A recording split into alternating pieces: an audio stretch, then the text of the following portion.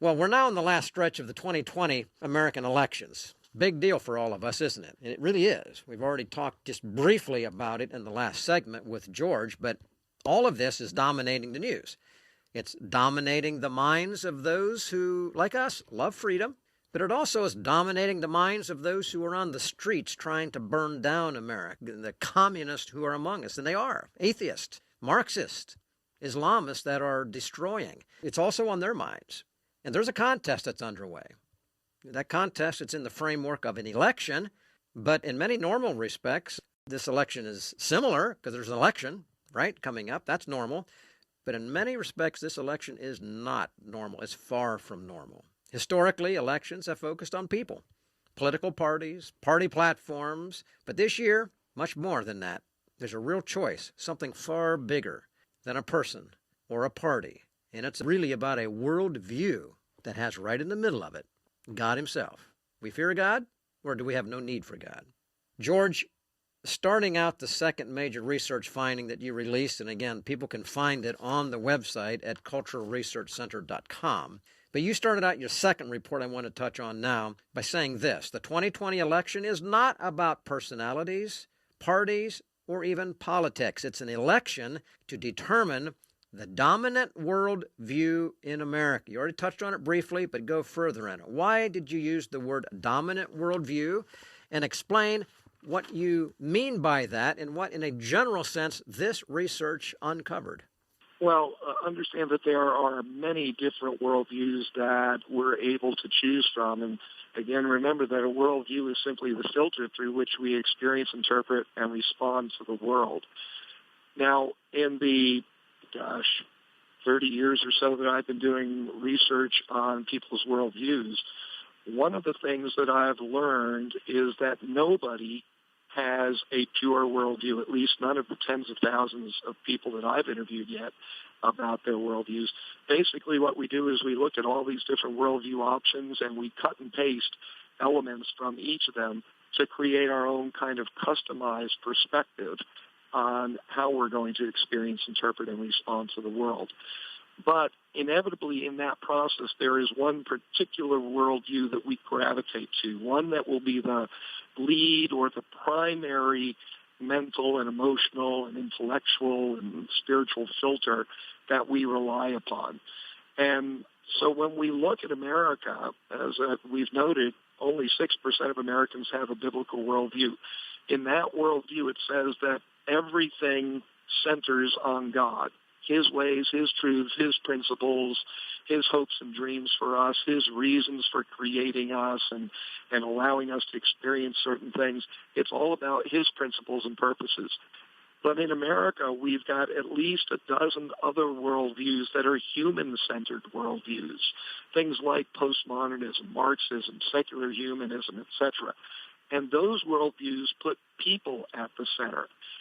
Those are worldviews that say it's people that get to make the rules, people that make the choices that matter, people that are the ones who have to determine what's truth. So that's the nature of the battle that we're in today. When you look at this election, you've got two competing visions, if you will, of what America is going to be in the future. One that says, no, we will stand by God's principles. The other that says, no, we will move forward based on man's principles. And that's why it's so critically important that people wake up, understand what's at stake, and vote appropriately based upon what they believe truth really is, where it comes from, and what that dictates that we do for our own future. George, in the report, as you're indicating here, you talked about those who hold to a biblical worldview and their views, as well as those who do not hold to a biblical worldview and their views. What did you find out about the strength of the convictions of both of these groups? In addition to that, is one group becoming more firm than another group? And if so, what does that say? Well, Gary, as we looked at all the data, one of the things that became very clear is that people who have a biblical worldview are probably the single most consistent group that I get to study in terms of what they believe, how firmly they believe it, how deeply they believe it, their willingness to take that belief and convert it into action, because, of course, we do what we believe. Because they hold those convictions so deeply, their behavior is much more consistent with what they believe than you would find with other people who essentially have kind of a mashup of other worldviews. And so sometimes it's hard to predict their behavior because you don't really know where they're going because they're not really sure what they believe, and sometimes they have contradictory beliefs. So it's not surprising. You know, a biblical worldview is laid out in the Bible. It's clear, it's consistent, it's teachable.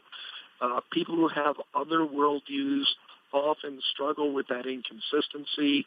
Often what they're being taught or what they believe is deceptive because there are hidden implications or foundations to what they believe. It's almost kind of elusive for them to put their finger on everything that they believe and that they would say that they know about the world.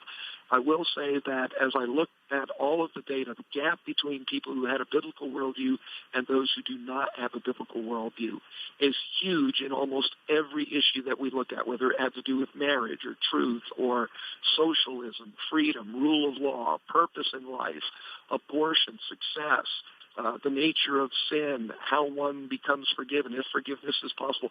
All of these things, typically, you know, when you do research, you find differences of 3, 5, maybe up to 10 percentage points. When I compared the people with a biblical worldview to those without one, what I consistently saw were differences anywhere between 40 to 95 percentage points between the two groups. So, yeah, it makes a big difference. Well, George, when you describe that, it makes me think, and we talk about it a lot here, it almost seems like there's a separating between goats and sheep. That's what the Bible talks about. The sheep would be the true believer. Those are the ones who are on a foundation of rock. The others are on a foundation of sand.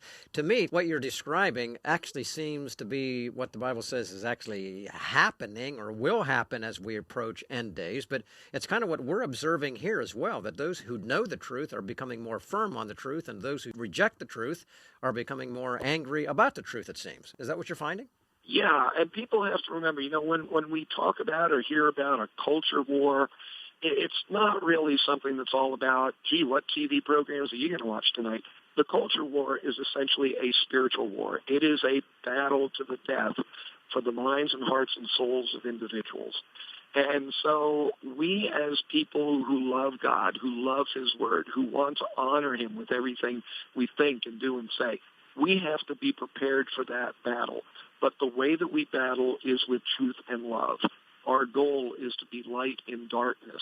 Yes, it's a challenging time. Yes, these are difficult times. But our job is to represent the goodness and the greatness of God in the midst of that battle, which means that we need to know what we believe. We need to know why we believe it. And as Peter wrote it's in 1 Peter 3:15, that we always have to be prepared to give a reason for the hope that's within us. The only hope we have is not the Democratic Party, not the Republican Party, not our salary from work, not the size of our house.